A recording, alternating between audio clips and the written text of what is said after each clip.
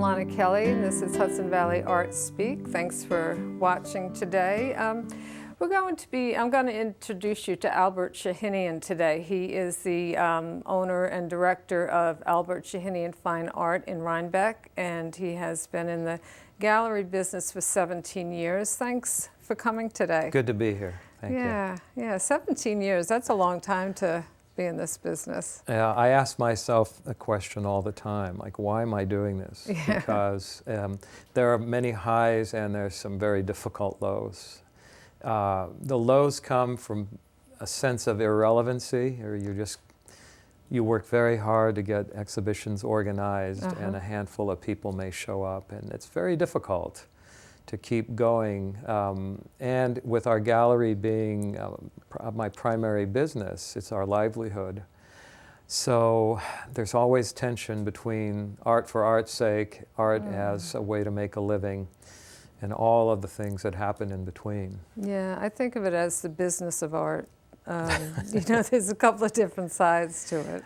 Well, there is the industry, and the industry, from my experience, is highly commercialized, and this is something I wanted to keep away from. I didn't come to run a gallery as an idea to make money. It was really trying to see a way in which I could make a transition from being a conductor, a music conductor, to being able to have that kind of artistic expression without having to find orchestras and choirs and venues and a lot of money, which you need to make any kind of an event happen. Yes. And I could do this on my own and still use the process skills, the historical background, and my aesthetic sensibility, and do it on my own, more or less. So it's worked out. Right, and you said you came from a nonprofit background. Yes. Yeah. I came to the Hudson Valley working for the Clearwater, and I spent a number of years on the boat, crewing in various capacities, and then I did the scheduling for the Classroom of the Ways for 4 years in Poughkeepsie. Prior to that, I'd worked for the Presbyterian Church in New York City in the Social Justice and Peacemaking Unit. And then I went from the Clearwater to the Pauline Oliveros Foundation for 3 years, which is new music and sort of the cutting edge of minimalist and performance music. And the foundation is in Kingston. So all of these things have sort of pushed me in the direction of finding my own way to support something which is important. I think artists are a marginalized community, and in the sense that I can help individuals in need and to find that there's some kind of meaning or purpose. This works for this, even though it's frustrating and difficult, and a lot of questions like, why am I still doing this, and why can't more people come, and how come art is so difficult to put in front of people? So it's interesting. Is part of the difficulty the proximity to New York City? I mean, you're probably 60, 70 miles away, but still, it's not that far. It's the scene does have some real concerns and issues for a serious gallery. One is that the cost of doing business for galleries in the metro area is so high. Yeah. I mean, it's ridiculously high, that it skews the marketability of some of the work. It makes it difficult for us to show artists who show in the city because of the way things are priced. I mean, it's just something I try to keep away from. Yeah. And many of our artists are mid and late career artists who do have galleries in the metro area or in other regional urban areas. But the place that we sit is between the sort of middle and upper end and the community arts situation. And there's a real need for that, because as fewer and fewer galleries survive and more artists are competing for very little exhibition space, the more thoughtful, less commercially oriented or less ego-oriented artists are being pushed out of existence, basically. Yeah. There's nowhere to show. So having a lot of artist friends and understanding how difficult it is to do something in primarily a rural setting. Yeah. Because literally, you drive out of Rhinebeck, in 3 minutes you're in farmland. And when I was in Hudson, it was the same way. You know, it dawned on me that it's very difficult in the best of times to find this kind of a business trying to exist in a very rural, not densely populated setting. Even with the weekenders and the other people that assume. Yes. And there's so many assumptions, you know. Art is still seen, I think, as the privilege of the well-to-do. And for those who are making millions in the industry, that certainly is in their favor. The more exclusive they make their product, the more they make. But it really skews the idea that art should be accessible to everybody. And it's not just an issue of the economics. It's going to see the work. Artists want their work to be shown. Yes. We want to show this work. And that's just as important as being able to sell enough to keep the doors open and make a living. So fine art has this conflict of the economic with the social, with the idea of this collective action. You know, we really rely on the artists to help with our business because they supply the work. And so we need to then honor that commitment by trying our best to promote them. So it makes for an interesting ride. Yeah. What would you say, I mean, because of where you're located, is there, are people intimidated sometimes by the possibility of walking up the stairs to the gallery and you know, if they're just passing by? Yes and no. Art people, true art people, will climb and claw their way up to see what it is that's up there. And we have had many individuals with their canes or double canes, whatever it is, coming up. And in our first 14 years, we were at storefront level in our various locations. And I'm not sure that I could say it was any easier to get people in and out. Certainly, older individuals are going to have a harder time. But from the buyer's perspective, most of our sales are coming from a very narrow age range, say between 40 and 65. Beyond that and below those ranges, there's almost no activity, unfortunately. Yeah.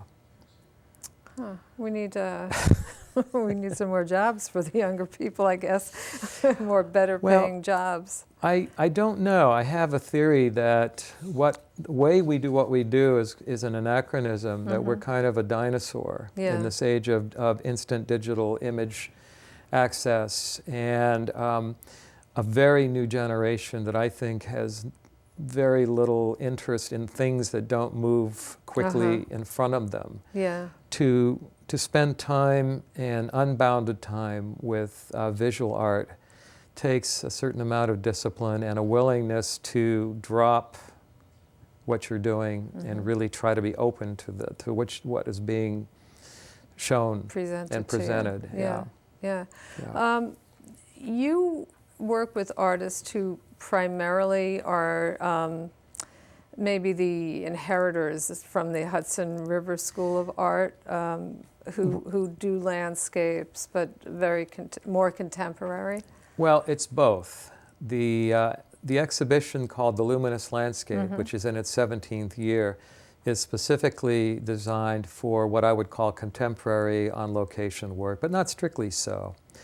I actually like all kinds of work, from modernism to minimalism to whatever it is. I think a good art is good art no matter when it was done and who did it. And that has been an underpinning for the aesthetic that drives the exhibitions. And I'm just lucky that I have a good eye and a good sense of how to choose work and how to combine, if it's several individuals, that work.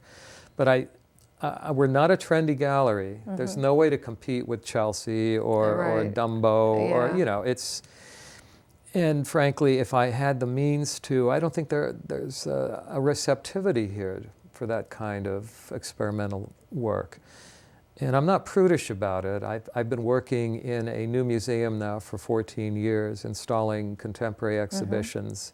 So I have a clear background and experience working with what's new or recently new. Yeah. So I step back and I look at what's here with individuals who we can afford to show, I mean, to be on the economically blunt side of the equation, but whose work is thoughtful, whose work embodies a certain subjectivity in which I can see the person in the product. It's not, assembly line work, and it's not trendy work, but I think it's work that has something to say. It's durable, well crafted, and from a buyer's point of view, I mean, this is the bargain of all bargains, to be able to access not only our gallery, but a number of smaller galleries in the valley that are at a particular qualitative level and are just somehow surviving. Yeah. How many artists do you currently represent? Are there quite a few? We have probably 50 different artists in our holdings gallery, but there are approximately 30 that I would say is a core group. And we don't have any contractual agreements or exclusive agreements. Those are not possible, I believe, unless a gallery can promise a certain kind of either stipend or guaranteed sales. Because when you force an artist to sign an exclusive agreement, you really, and you can't basically give them a salary, then you're really hurting them a lot. Yeah. And we don't need to do that. The other galleries that we do share some artists with regionally are sensitive to that sharing. And so between the gallerists and especially with the artists who are responsible for where they decide to have work shown, I think we are able to make it work. We are a regional gallery, but I do have artists from the West Coast and other places. Yeah. But in the real world, almost everywhere you go, regional art is what you will find.